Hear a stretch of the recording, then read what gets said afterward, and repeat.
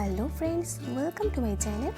আবারও এলাম শীতের খুবই চেনা একটি সবজি ভেজ রেসিপির সাথে। তো পুরো ভিডিওটি অবশ্যই দেখার অনুরোধ রইল, আর যারা এখনও চ্যানেলটি সাবস্ক্রাইব করেনি তাড়াতাড়ি করে দিন। তো দেখতে পাচ্ছ আমি এখানে নিয়েছি ফুলকপি। তো ফুলকপিগুলো প্রথমে আমি ছোট ছোট করে কেটে একটু সেদ্ধ করে নিচ্ছি লবণ দিয়ে।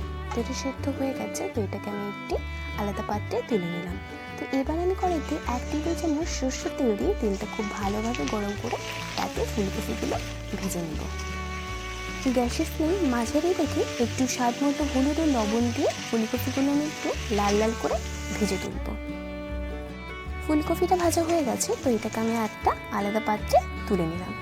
তো এবার আমি ওই কড়াইতে আরও 1 টেবিল চামচ সরষের তেল দিয়ে তাতে আমি ফোড়নে দিয়ে দিচ্ছি শুকনো কাঁচা লঙ্কা, তেজপাতা আর একটু জিরে।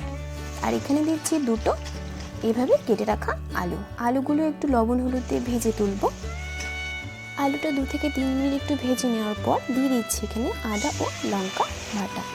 আদা লঙ্কা বাটা একটু ভালোভাবে মিশিয়ে নেব।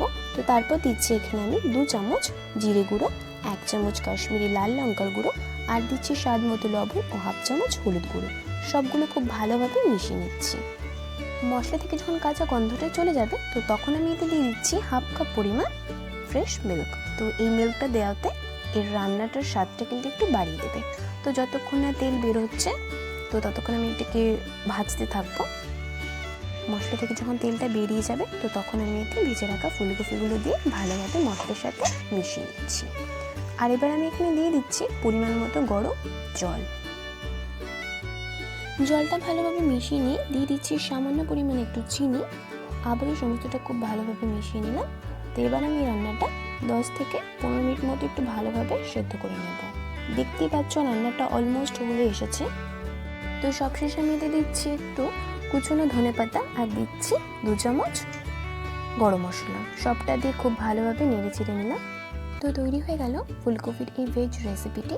তো তোমরা বাড়িতে এইভাবে ট্রাই করো, আশা করছি তোমাদের সকলের খুব ভালো লাগবে। তো ভিডিওটি যদি ভালো লাগে অবশ্যই লাইক, কমেন্ট, শেয়ার করো, জানিও কেমন হয়েছে। আর আমার চ্যানেলটি মনে করে সাবস্ক্রাইব করে দিও।